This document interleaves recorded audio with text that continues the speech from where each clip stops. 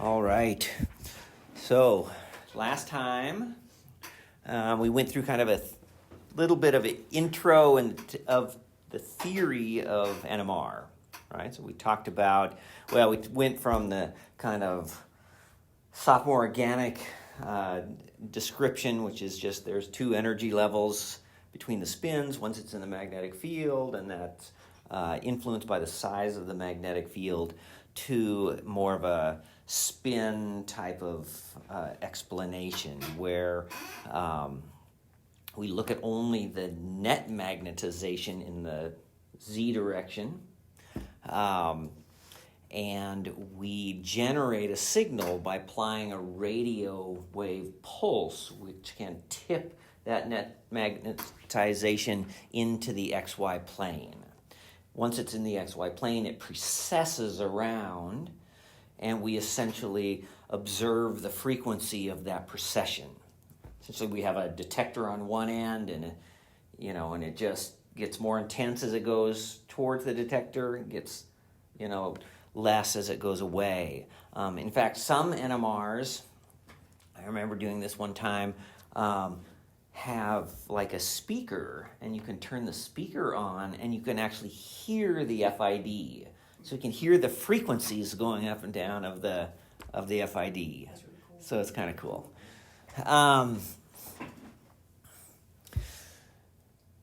Once we've generated that signal, or put it in the XY plane, though, that signal then starts to relax. And what we see during the experiment is this free induction decay.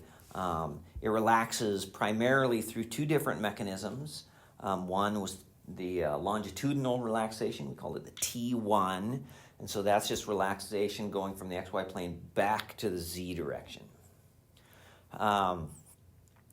T2 is what they call the transverse relaxation, which is the dephasing of the signal within the XY plane. Okay, so we lose this thing called phase coherence, and so we'd lose signal, or we'd get broadening of the signal from that. We then also talked a little bit, we diagrammed out what just a normal one-dimensional NMR experiment would look like. And we went through an experiment to determine the 90-degree pulse width. All right? Everybody clear on all that stuff, or any questions?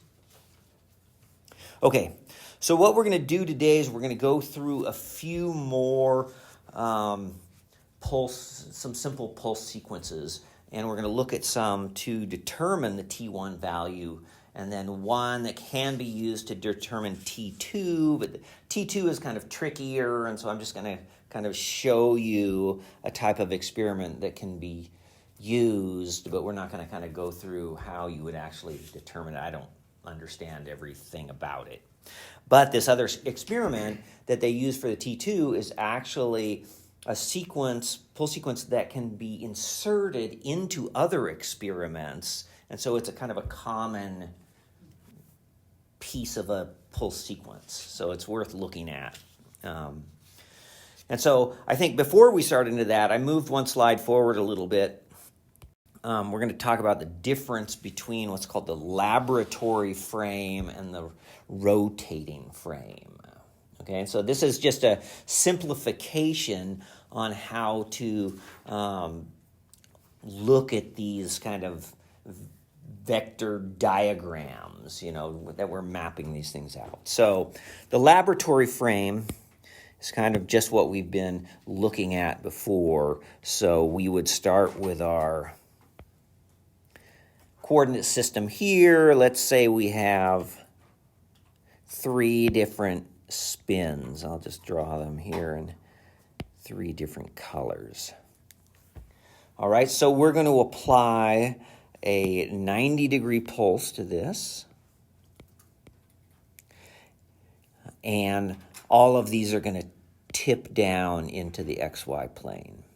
All right, so all these pulses, so if this is, I think this is usually, so this is Z, I think this is usually X, and this is Y. So if this is around the X-axis, these spins are going to tip down into this direction over here.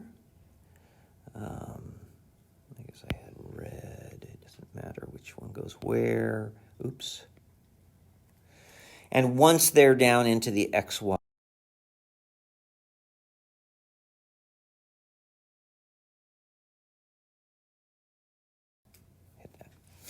they can precess. Okay, so in the laboratory frame, we'd have this fixed reference system, coordinate system, and we would just see all of these spins start processing it at their different frequencies. Okay, so let's say the red one is processing the fastest. It could be over here, blue, and green. And if we waited some additional time, they would just keep separating. And so the red might be over here, the blue over here somewhere, and the green over here. So they're all processing. We're just watching them go around. Y-axis or x-axis? They are in the XY plane. Oh, yes. Yeah, so I know it's kind of hard to draw. The circle is supposed to be the plane, and so they're just spinning around in the plane. If we waited long enough, it would be, relaxing up into the z directions as well. So that's the laboratory frame. The rotating frame, what it does essentially is that the coordinate system rotates at the same frequency as one of the spins. Okay, so if we had a single spin and we had a rotating frame, instead of watching that spin precess, it would just be stationary because the coordinate system is rotating at the same rate. So the vector just stays in the same place. Okay. What I didn't talk about before is that this precession, I don't know if I'll spell this, precessional rate or frequency is called the Lamore frequency. Okay, so if we had something like this, again, what we might see, we'll pick the one that's in the middle. Let's just do our 90 degree down to here, and we would tip them all down into the XY plane, and we'd have it just like we did before.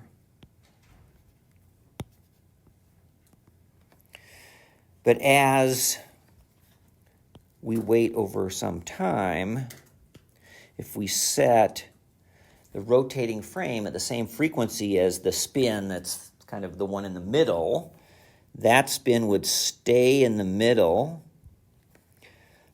The red one is processing faster, so it's pulling ahead. But the green one is going slower, so instead of watching it process, it's actually falling behind. So they're spreading this way around the y-axis, okay, instead of all going around like this. Yeah? Is the rotating frame when the sample's spinning in the NMR? No. Okay, so no, this is more of a theoretical thing. Okay. Yeah. No, the spinning is, I think, in the NMR is more to, keep the sample mixed. The whole idea is that you want everything to be homogeneous. So both the sample mixture and you want to make sure that if there are any slight magnetic inhomogeneities, that's getting mixed and averaged as well. Yeah. Okay, so sometimes when we draw these out, we'll kind of be using this rotating frame, so we don't always have to be worrying about that this spin is rotating around this way at the same time. Okay, we can say, it flips down this way, and then it flips, it just makes it easier sometimes. Okay, so let's look at a sequence that we can use to determine the T1 value. Okay, so this is the way, remember, is the longitudinal relaxation. So what we want to be able to do in order to determine the T1 is we want to try to isolate that type of relaxation, T1, from any T2 relaxation. So we want to place, since longitudinal relaxation is just in the z-axis, we're going to place all the spins in the z-axis and let them relax. And then we're going to pulse it again to move the signal in the xy plane so we can then detect it. Okay? Because if the signal's just in the z-axis, we can't detect anything, right? So what we're going to do here, so here's the pulse sequence. So this I guess, is their pre-acquisition delay. We're going to first do a 180-degree pulse. So that's going to tip it into the minus z direction. Then we're going to wait some time. And after we wait some time, we're going to do another 90 degrees. So it's going to tip the spins from the minus z into the xy plane. So then we can detect the signal. Okay? So here's what it'll look like. So we're going to start. Oops.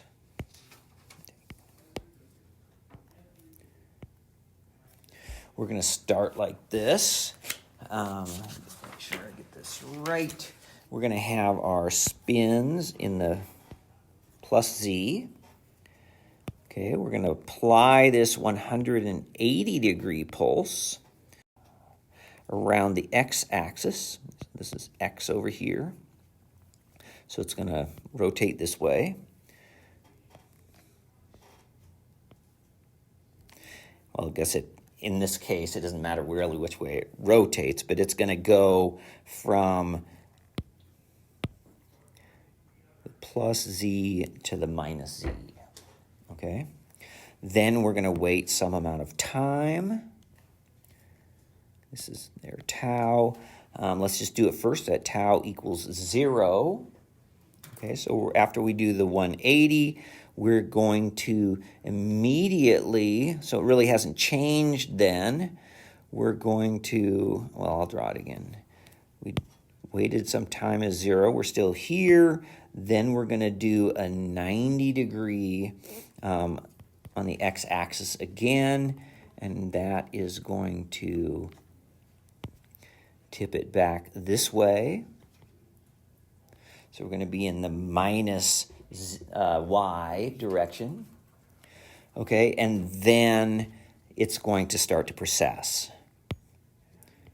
And we're going to do our acquisition.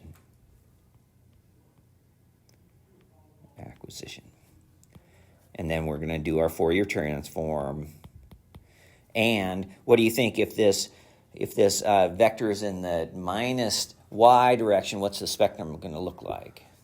It's going to be upside down. So it's just has an opposite phase, right? So we're going to start out with a signal in the negative direction. The first time that we wait for it is the first tau, no, the second tau is 5 times greater than T1. That's the 5 times the T1 is if we want, once we've pulsed and we're doing our acquisition, that's how long it takes to make sure that the sample has fully relaxed to its equilibrium state. Okay, so here, that's not what we're doing. We're going to determine that T1. Okay, so then we can estimate what would be 5 times T1. Okay.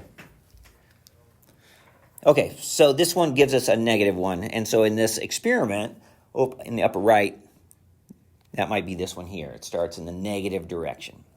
Okay, so then we are going to use some other tau that's not equal to 0. And let's just, I don't know, we can pick a number. Let's say we'll just say tau equals 1.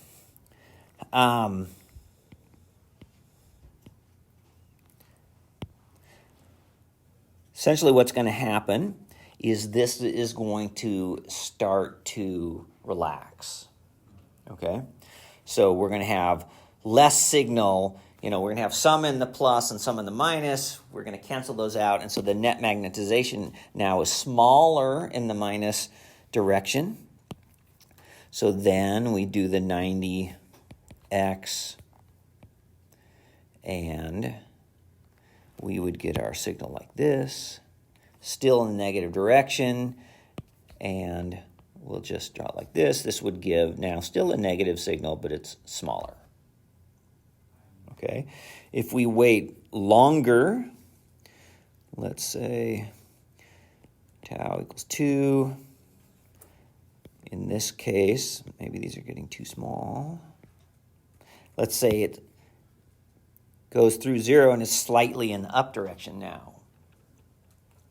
Okay, so it's continued relaxing because it's kind of relaxed. It starts down to here, and then this gets smaller, and this starts going up, right? So all the magnetization. And so at this point, our net magnetization is slightly in the positive direction. We still then give it the 90x. And where is this one going to tip to? Into the positive direction. Right? Like this. We go through and do the acquisition and the Fourier transform, and we get a small positive signal. All right? So if we continue doing this, what happens is the signal gets bigger and bigger and bigger, and then it gradually just kind of maxes out. Okay, because we've waited essentially till it's fully relaxed in the longitudinal direction, and then we're just giving it a 90-degree pulse, so that's just like starting from scratch. Okay? So the way that we get an actual T1 value out of this, so if we look at this from the side over here, is that first we can plot this out, just like we saw on the previous one. We can plot this out, and this is a plot of time in seconds. This was the tau value we were increasing versus the intensity of the signal. All right, so in the cases that we saw, we started at some negative point. It started going positive. It would go at some point through 0, and this is called the null position. And then it would, like we said, it would go positive, and then it would kind of max out. All right, so we see these two spins, and you can see just by the curves like this that they are relaxing at different rates. Okay? Okay, so this, like these times, let's see, so these times right here were those lines, these would be the T null, or the time that it took where for the different spins where we went through that 0 point, right? We'd get the spectrum and there'd be no peak, essentially. All right, up here we look also at the intensities. I is for the intensity, and I0 equals the maximum intensity. And I sub t is the intensity at time t. Okay? All right.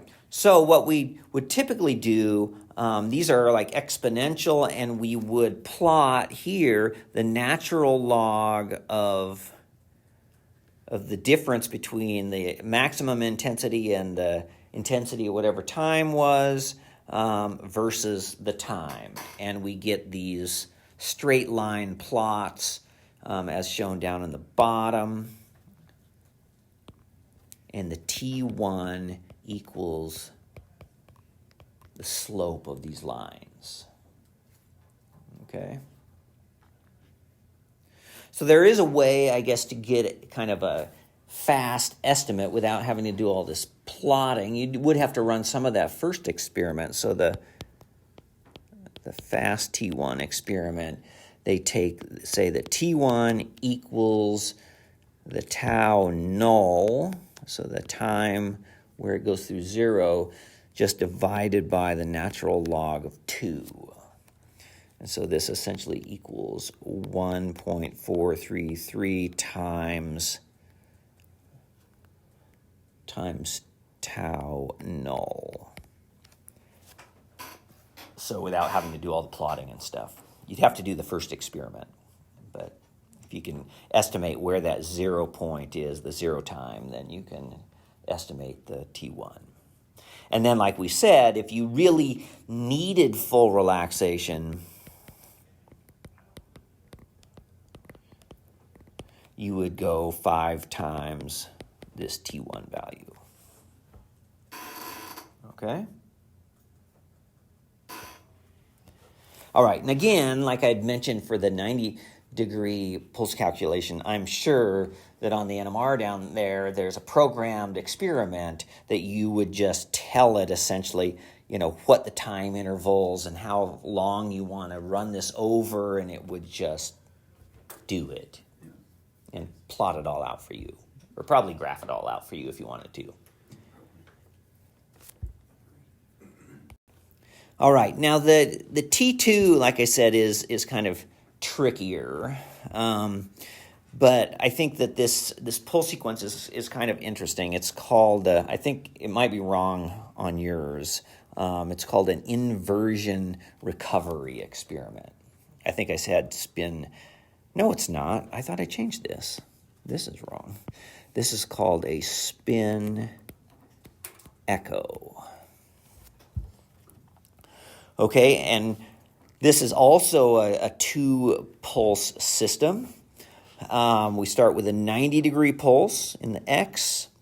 We wait some time period. We give it a 180 degrees in the Y direction along the Y-axis, and then we wait the same amount of time again. Okay, and then we do the acquisition. All right, so let's think about what might happen if we do this. All right, so let's start again, and we're going to think about these in terms of dephasing because of T2 relaxation. You can also go through this spin echo where you're actually using it for differences in chemical shift as well. And so it works the same. So we'll do the same kind of thing we did before. Let's have 3 spins. Okay, and so we're going to start out with a 90-degree pulse along the x-axis. And so we're going to end up with one there. Oops, these should all be together. They're all just along the x-axis there. So then we're going to wait some time, this tau over 2. Oops.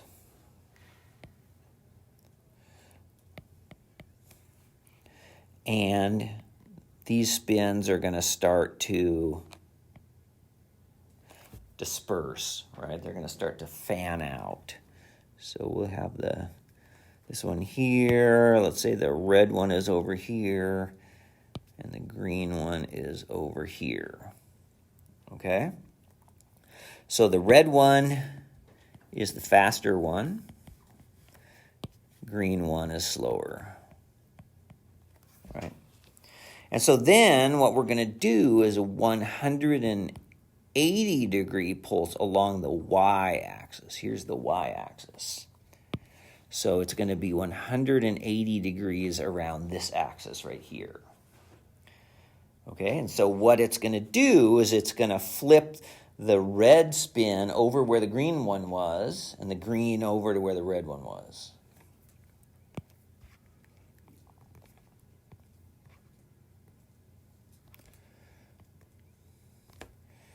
Okay, so now we have the red one over here.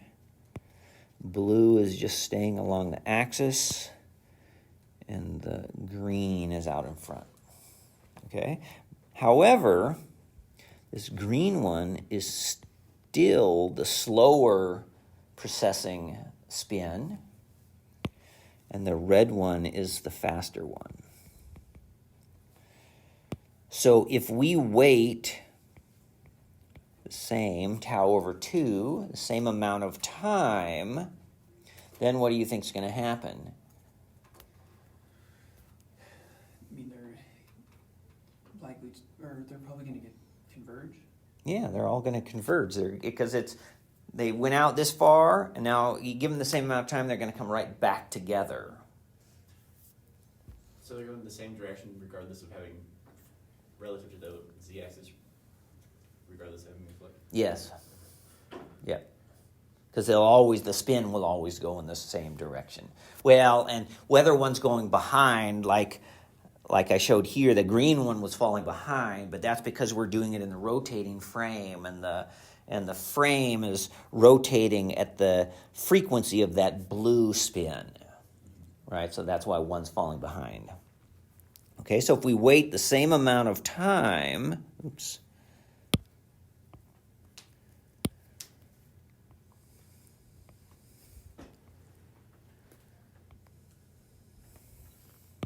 then they will all come back together.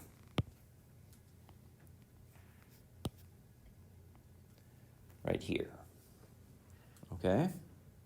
So they call it being refocused. Two C's. Okay? So, if you were to, I guess this is a drawing of the experiment down here. But so, for example, so here's the delay at the front. They do the 90-degree pulse, and we start to see this relaxation, okay? Then they did the 180-degree pulse, and they refocused. Okay, so the signal increases again. They would, though, come together and then start to go apart again, right? So then it would start to relax again. If you do another 180, it can refocus them again, so they come together again, and you can repeat this. So it turns out, apparently, that so there's kind of like two different relaxations that we can see in this. So one is this steep one right here, or here, or here. And these would be corresponding to the T. No, that's not the right.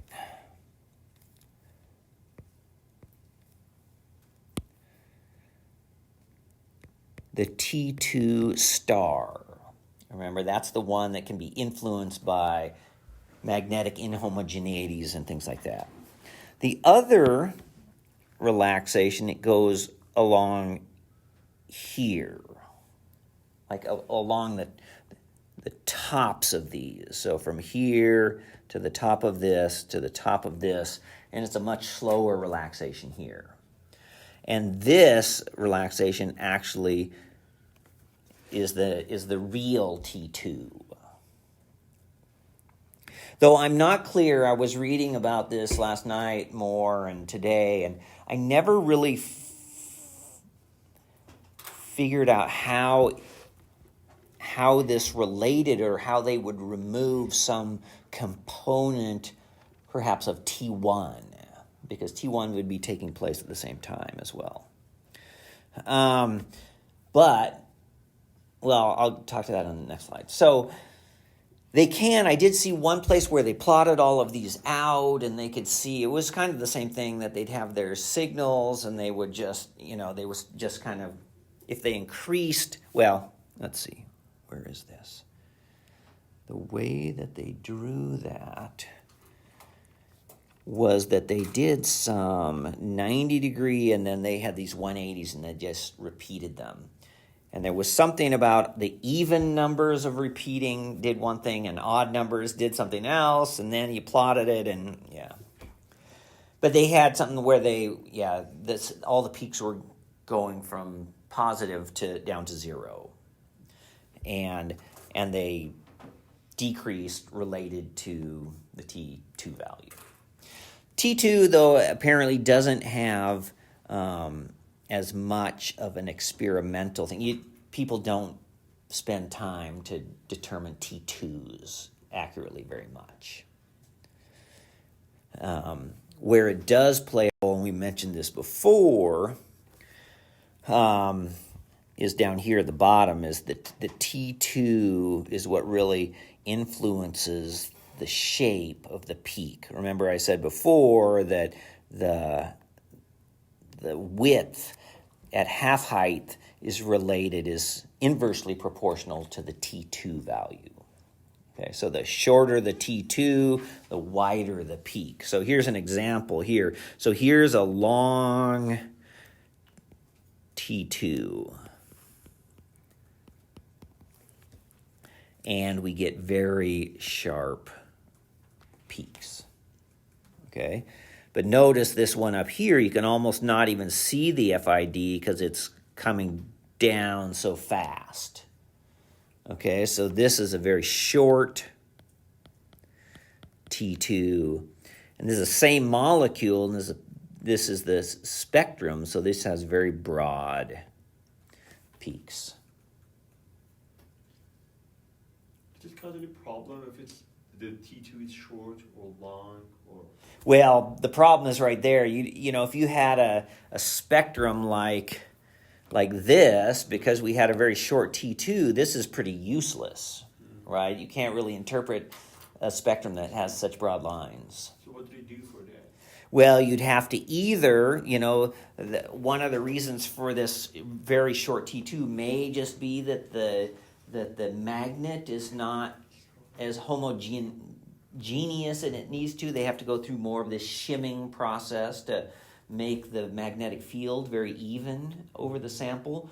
Or it could be a matter of sample prep. So if you have like solids in the solution, or if somehow when you're handling it you got like some iron or some kind of metal things in there that can trigger a very fast relaxation. But usually if you got something like that, you'd go to the person that's in charge of the NMR, and they'd have to work on the shimming or something, or you'd have to re-prep your sample or something like that. The other things here, okay, so the T2 is always shorter to or equal to T1. And that's kind of by definition, because you can't have any signal that's spreading out in the XY plane if it's all relaxed into the Z direction, right? So there can be no T2 mechanism if T1 has already relaxed it all the way to the plus Z direction. But it can be shorter than T1. So here's some examples of some T1 values on this molecule here. So these are all in seconds. And so notice that they can vary here. These are in the 3s. There's a couple of longer ones that are like 5 seconds. So if it was important for you to actually let this completely relax, 5 times T1, you'd have to be having a pre-acquisition delay of 25 seconds, between each pulse. And usually we have the NMR set up for like 1 or, something like that. Really, really short. Yeah. And I think if you're just doing a few pulses, it may not matter as much too. Let's see. The other thing here is that the T1, that's what we just talked about, limits the pulse repetition rate. Okay. All right. Questions? So if you didn't allow it to, like in this case, let's say you're only doing a pulse or a delay of like 5 seconds, would those signals just kind of disappear on the Fourier transform? I think that they can over Over, over a lot yeah. of scans or something like that. Okay. Okay, that would. Yeah. You know, if you're only doing a few, then I think it doesn't matter as much. Okay. Same question. Oh, okay, yeah. And I don't have this feeling that, this was the example that I found, in this book, but I don't think they're always quite as long as this. Yeah. That makes Yeah. sense. Yeah. And so we haven't really gotten into, looking at peaks or anything or spectra, but, different types of protons, like this shows, relax at different rates. And so, for example, if you have, say, a molecule that has, I don't know, just a bunch of aliphatic stuff and it has an aldehyde, so the aldehyde protons relax much more slowly than a lot of the other signals. And so oftentimes if you have a spectrum and you integrate the size of the peaks, that aldehyde will oftentimes integrate for less than 1. And that's because it's not having a chance to fully relax. If you put a much longer pre-acquisition delay, then its integration would come up to where it should be.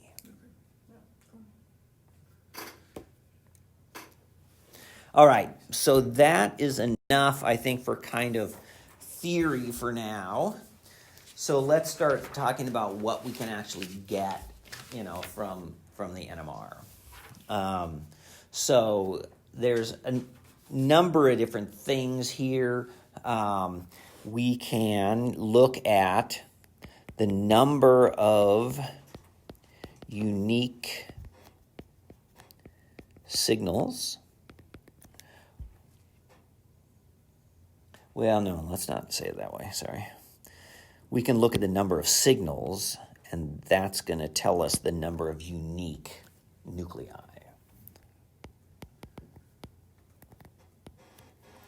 Equals the number of unique nuclei. But of course, even if you looked at a spectrum like this, you'd be like, what's a signal? Is it, one peak, or is it, more than that? So the signals can have multiple peaks in them. So another thing, so let's say 1 is the number of signals. Let's say 2 is the integration. Okay, and this is basically just mathematical integration, right, is the area under the curve. So when we do the integration, we're just measuring the volume under those peaks, okay? This case, we don't always do this anymore because a lot of times you just get a number, but it's this blue lines are the integration lines. And so what we do is we measure from the bottom to the top, we measure this distance here. And if you had a spectrum drawn out like this, you could just take your ruler and you could just measure the size of that. I mean, that makes sense. I didn't even think about that. What, that was what integration was? Well, no, measuring it via a ruler. Yeah. That makes total sense, but I didn't even think about Well, usually nowadays, it'll give you a number too, right? So you could measure this, have the same thing over here. And what integration is going to give you is the relative number of nuclei represented by each peak, okay? So in this case, what does it look like the ratio might be there? So we just want to get a ratio. 1 to 1 to 3. Well, this one is kind of like, let's see, green goes across here. 1.522. 1.522 is what it looks like. Right, so then there's 344. 344.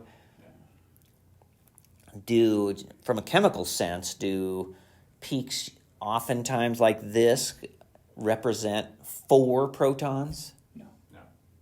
then what might be another ratio that would fit better? 355. No, because it's still the same. I mean, it'd be either 3 or 6. If this was 3 and 3, 2. That makes a lot more sense. Usually what we do is, in a lot of spectra, whatever is the smallest one, we would try to set to 1, right? And so I think in this case, if this was 1, then these other ones would be like 1.5. And so we don't want a half, so we'd go 2 to 3 instead. Now, the thing that you have to, even though a lot of this is automated now, one thing that you do have to pay attention to is that these integration lines, should be very flat when there's no peak, right? And then they should go up when there's a peak, and then they should be flat. Okay? So this should be going along the 0, and then it's pretty easy then to measure this height. But sometimes you'll see it going like this. Okay? And so then if you had to go through, and a lot of times if you want to do this manually, you have to go through and tell it where to start the line and where to end it, right? So over here, it's okay if you started it here and started here because it's very flat, you'd still get a good value. But over here, if you started it here and you started it and you ended it there, then the instrument would give you a value from the start to the end point. Or you can also sometimes get integrations that are looking more like this. Likewise, if you measured it from here and here, then the distance would be much smaller. Okay? So there are ways to go in and manually adjust these. It's sometimes kind of tricky. I guess I never knew exactly what the different knobs were supposed to do, so I just dial it to try to get them. But one is like the slope of the whole thing, and one ends up bending these things down. And so you want to try to get something more like this, because you really, if there's no integration, if there's no peak, the integration should be 0. Right, so it should look like this over here. So even though it can be done automatically, you need to pay attention to what it's doing. Actually, I was supposed to do all this on the next slide, but that's okay. Okay, so one other thing is that we notice that if I call these and this, we have 3 signals. We notice that 2 of these signals have more than 1 peak. Okay, and so this is called splitting in that one and this one. Okay, and this is going to tell us something about the number of protons on adjacent atoms. Okay.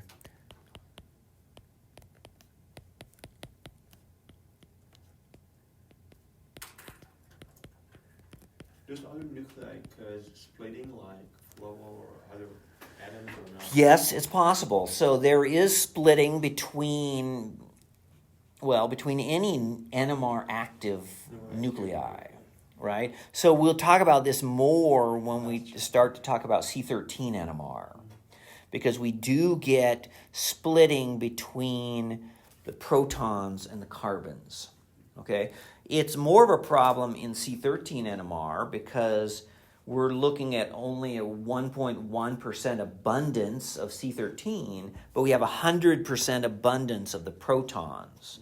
So those protons will split the carbon signals, but we have a way to, usually we just get around that.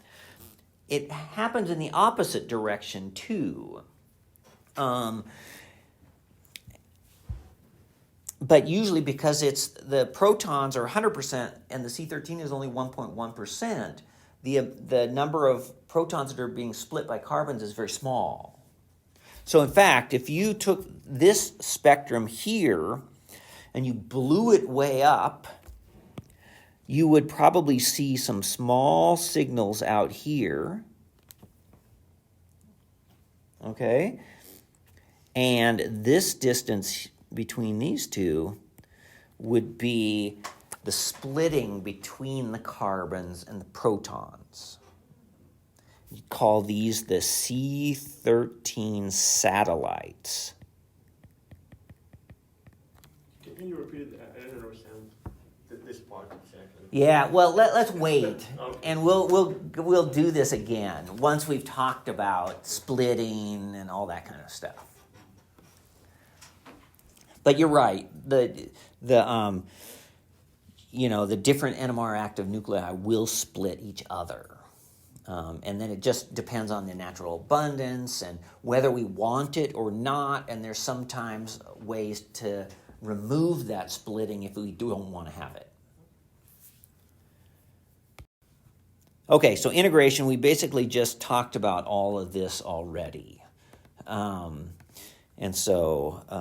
It's going to, we just got to remember that it is going to give us a measure of just the relative numbers, right? So if this is 2 and 3 and 3, there could be a molecule, if there's lots of symmetry, that had 4 and 6 and 6. We couldn't tell here, right? Or 6 and 9 and 9. We can't tell that. We only get the ratio. Yeah. So that's why it helps if you can find the smallest one. If that works out, so that's 1, then everything goes up from there. Okay, so chemical shift. So why is it,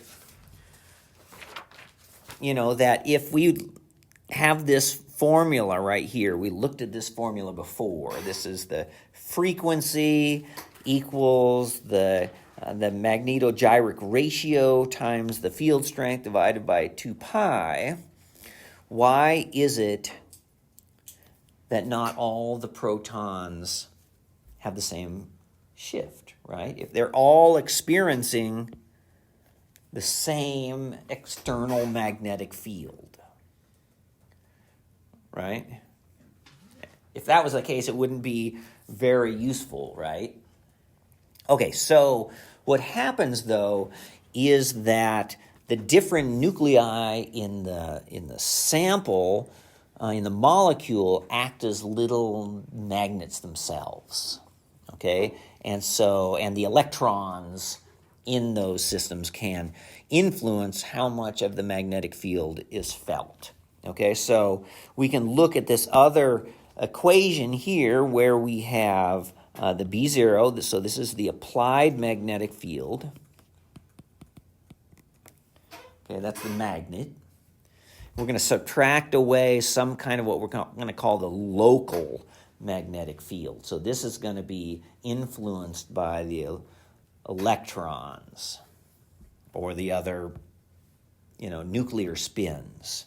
And that's going to give us some effective magnetic field that a given nucleus will feel.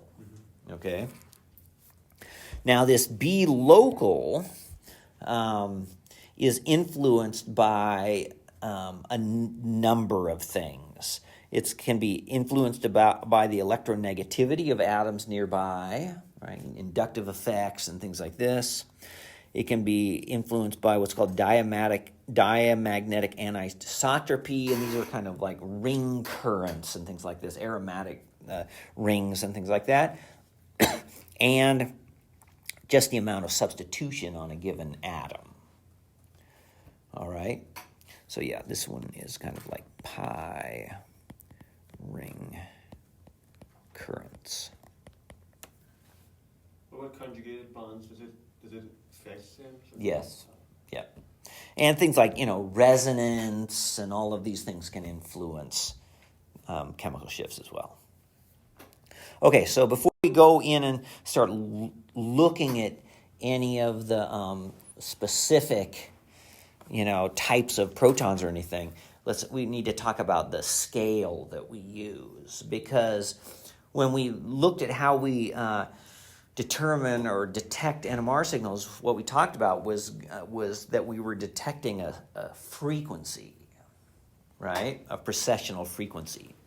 And that precessional frequency depends upon the energy gap, and the energy gap depends upon the magnetic field strength, right? So if we just use frequency, then it means that if you had a standard molecule that you wanted to use, if you ran a spectrum of that molecule on two different NMR spectrometers with different field strength, the 300 megahertz NMR and a 500 megahertz NMR, the peaks would have different chemical shifts, right? Because the chemical shift depends upon the magnetic field. So instead of using absolute shifts, we use a relative scale. Okay, so all we do, and this is called this is usually referred to as the delta scale. And so all we do is we say delta equals the difference in frequency between our signal and a standard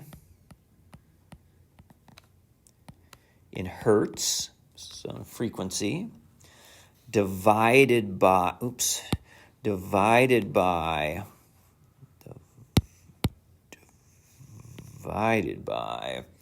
the operating frequency.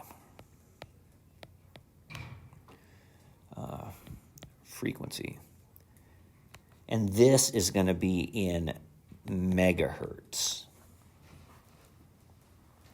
Okay? So, we don't always do this now, but we do have a standard for proton NMR. You guys know what the standard is? Yes, TMS. TMS, and what is that? Tetramethylsilane. Yep, tetramethylsilane. So silicon with 4 methyl groups around it. Okay, this is the standard. Oops, dang.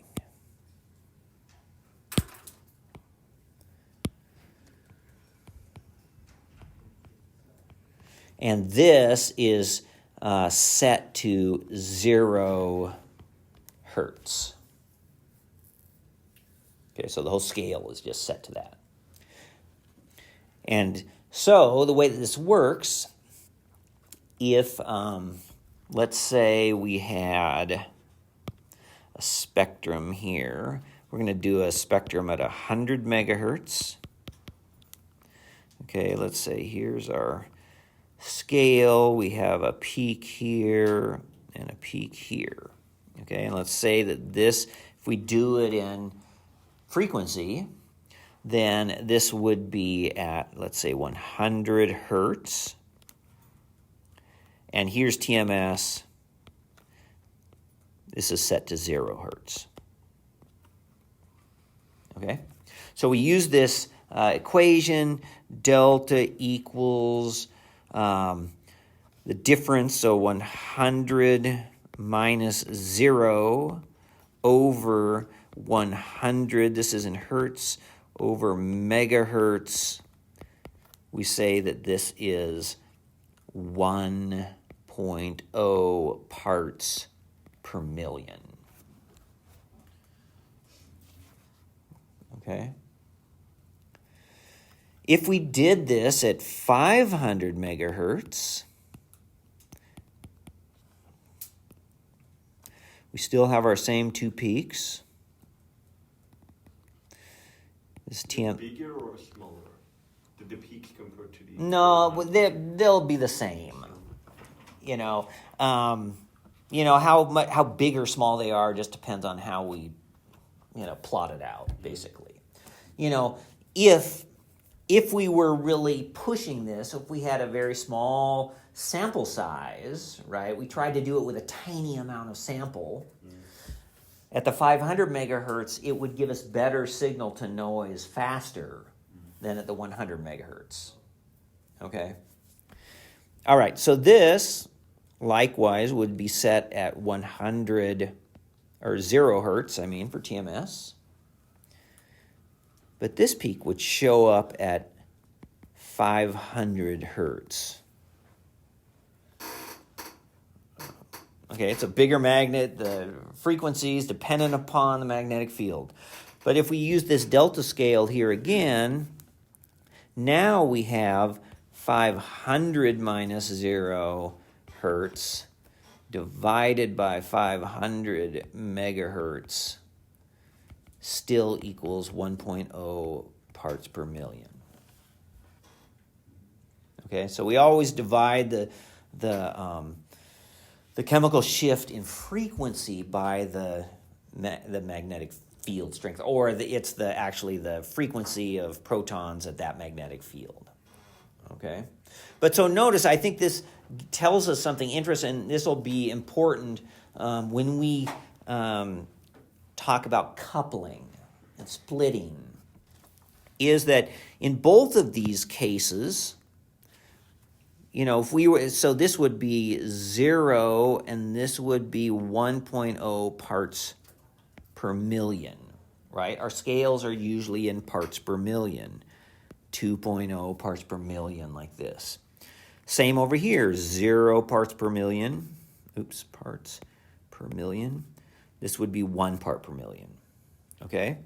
At a 100 megahertz NMR, there is 100 hertz per part per million. Okay. 500 megahertz NMR, there are 500 hertz within every part per million. Okay? If you went even bigger, so it's always proportional to that. So this will have this is the reason why higher magnetic field strengths give better resolution between peaks. And jumping just ahead a little bit is that splitting that we saw is in hertz, and it is independent of field strength, right? So if you had a splitting that was, let's just say you had let's take an extreme, an unrealistic example. Let's say you had a splitting that was 50 hertz wide.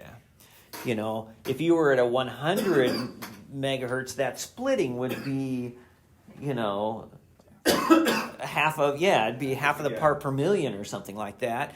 But if you went to 500 megahertz, that 50 hertz would be a much smaller amount. So from the appearance, the splittings all get very much smaller on the higher field strength NMR, because that number of hertz is a much smaller percentage of the number of hertz within the part per million.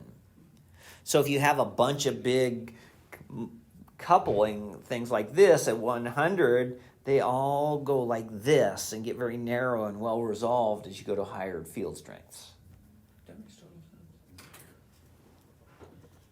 All right? Okay. So where are we at? Oh, we got a little bit more time. I think I got a list here. Well, this looks like the same thing. All right. Skip beyond that. Okay, so this is just kind of a summary. Or this is just some kind of language that's used. Some of this is like traditional from back before that they were doing Fourier transform NMR, and they were just, they used to have these solid iron magnets, and they just would have to scan through like one time. They weren't able to pulse and do them multiple times and things like that. So some of these things relate back to those days, but the terminology is still stuck. All right, so this is kind of as we go from right to left on the spectrum. Okay, so in general, signals that are on the left side of the spectrum are for protons that are in electron-poor environments. And alternatively, protons with low chemical shifts are in electron-dense environments. Okay, we'll talk about why this is. On this side, they're called de-shielded, and on this side, they're called shielded. On this side, it's called upfield. The upfield signals are more shielded. Okay, downfield is more de-shielded. Okay, low frequency, that goes back to the scale that we were just talking about. So when you talk, we usually do it all in parts per million, but if you want to measure those coupling constants, you have to do it in frequency. So you can toggle between parts per million or frequency if you want. The high frequency, small delta values, large delta values. Okay, so a lot of these terms, are used so we can describe one signal relative to the other. Oh, we're going to look at the upfield signal, or this signal is upfield from this one, or this one's shifted downfield relative to this, and that kind of language. Okay, let me see if I can just insert. Oops.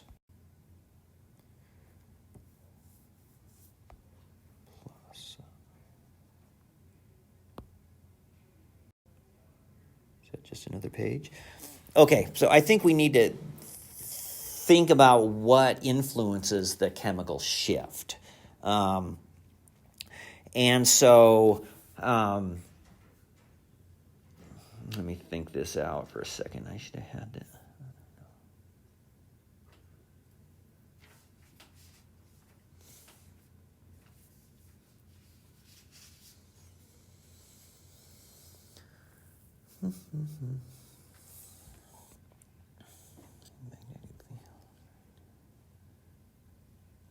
Okay, so chemical shift. Okay, so the chemical shift is often influenced by the electrons around the signal. Okay, and so if we have something, let's say, and those electrons, because they have, the opposite charge, when they're in the magnetic field, they have a spin as well, but the spin is in the opposite direction of the proton spin. Okay? So if we have some B0 here, and if we have our nuclear spin, I don't know if I'm going to do this right. If we have some spin like this, maybe we should skip this right now and make sure I do this all right instead of randomly go through this. Essentially, if there is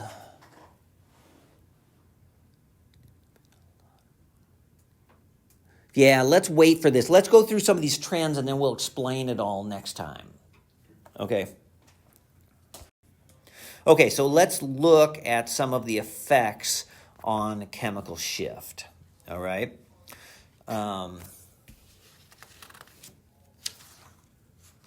Feels like to me that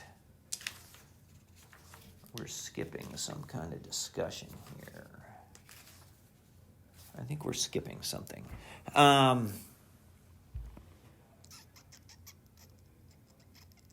think we need to... All right, so when we have high electron density, I said that those signals are in the upfield direction. Okay, so if we let's look at the most extreme case. So here's TMS. Why is it the standard? Why would it come out at 0 parts per million? Well, we tell it to come out at 0 parts per million. Because we just set it there. And the difference in the electronegativity between silicon and carbon is negligible. Or it's very small, right? It should be. Well, they're one above the other.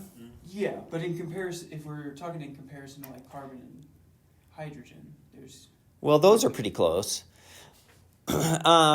Well, because we talk about carbon-hydrogen bonds as being nonpolar, right? So their electronegativities are not way different. I think the important thing here is what is more electronegative, carbon or silicon? carbon. Carbon is more electronegative, right?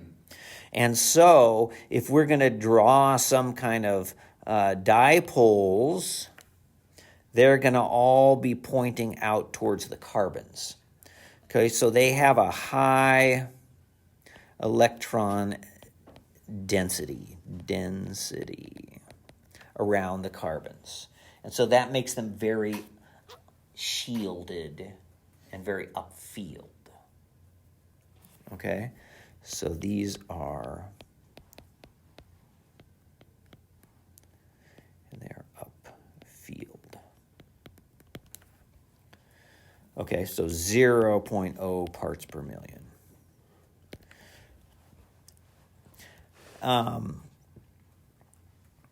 If we add electronegative atoms, those are going to pull electron density away, and those are going to cause de-shielding. Okay, so if we look here, the most electronegative atom, right, of course, is fluorine. So it has a very strong effect. This is shifted down to 4.5 parts per million, okay, because it's much more electron poor there. Chlorine does the same thing, but to a lesser extent. Bromine is almost the same, and iodine is the least of these, right? They're all causing some chemical shift difference here, though, okay? Here's the ones we already looked at. If we look at some other electronegative atoms, here is a nitro group, right? And so this is a 4.37. We see that these effects are not only on the atom where this other functional group is attached, but the effect can go through multiple atoms, but it decreases as it gets farther away. Okay?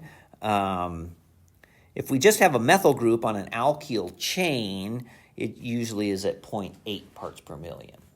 Okay, the terminal methyl group on a long chain or something like that. Nitrogen is more electronegative, 2.4. Oxygen is more electronegative than nitrogen, so more like 3.2. Okay, so these are all relative just to the electronegativity of those adjacent atoms. So this is like an inductive effect. Also, substitution has an effect. Like we said, if we have a methyl group, it's about 0.85 parts per million. So if it's a methyl, if we have a CH2 group, it's more like 1.2. So if you have a long chain, usually most all the CH2s in the middle of the chain all end up in a big single peak, about 1.2 parts per million. Okay? And if we have a methine, then it's about 1.5. Okay, so we see a slight downfield shift with more substitution. Okay, so the other thing that we talked about was this diamagnetic anisotropy. And so these are ring currents. So if we just went based upon electronegativity, right, we saw that, even with fluorine attached to the carbon that has the hydrogen on it, it was like at 4.5. But if we have a benzene ring, it's more like at 7.3, right? So that's way further downfield. We can't explain that based upon electronegativity, right? It is true that an sp2 hybridized carbon is more electronegative than sp3, okay, but not enough to account for that.